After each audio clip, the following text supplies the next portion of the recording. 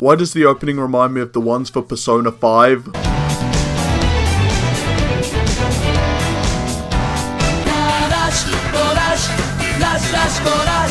Very stylish. This video is more about my first impressions of this series. They could change by the time it's finished like other series. I have enjoyed what I've seen so far from Yu-Gi-Oh! 7s. The cast is fun and have interesting characters such as Rook and Roman.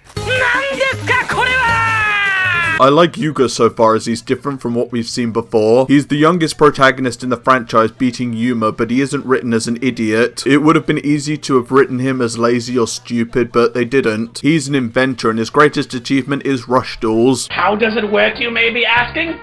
How? With science, of course! I find it interesting how he isn't trying to be the best duelist in the world like previous protagonists such as Judai, Yuma, and Yuya. He just wants people to have fun and enjoy his creation, kind of like Yuya, but different. The duels have been fine. At least there was one in the first episode, unlike the last series. Also, it looks like they had a budget this time. Something I'm interested in is how this series will handle the 20th anniversary of the franchise. I don't believe they will do a crossover because that was done back in Arc 5. I think Rush Duels will bring different cards from different eras of the franchise into this format. We have already seen it with Blue Eyes White Dragon played by the Hologram Man.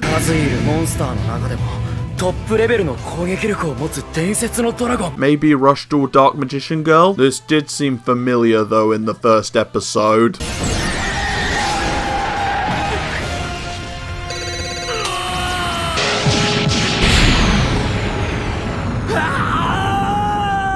From a design standpoint of the cards, I actually like a lot of them, including 7's Road Magician. I like how the monsters are varied but have consistency in their decks. Another question is, will the extra deck be incorporated into Rush Duels? The extra deck is where players can summon powerful monsters through various means. Maybe Fusion, Synchro, and Xyz, but I don't see Pendulum or Link. Pendulums would serve little purpose as you can already draw and summon multiple monsters in a turn with Rush Duels, while there is no extra monster zones for Link monsters to inhabit. I can see Fusion being incorporated, but it'll be interesting to see how the series proceeds with Rush Duels. I prefer it when a series includes all the summoning methods to be used together, but I can see why some of them wouldn't work in this series format. Rush Duels are fascinating to me as I feel like Konami are moving away from just adding a new extra deck summoning mechanic.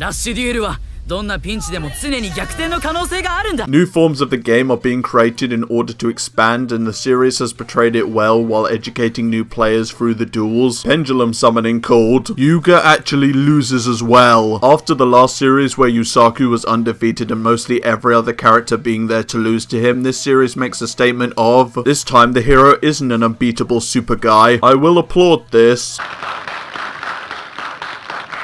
It's insane that we haven't seen a protagonist in Yu-Gi-Oh! Lose a duel since Yuya vs Sergei 4 years ago. Duel discs are back for every character and actually look well designed. Remember that. The feel of the world reminds me of the book 1984 due to its look at a society that is governed by a system. Also, Psycho Pass for a more modern example of this concept. 7's feels the same with Goha Corporation controlling everything including dueling. Dueling is everything in Yu-Gi-Oh! So seeing our protagonist want to change it to make it more fun is different yet interesting. Why does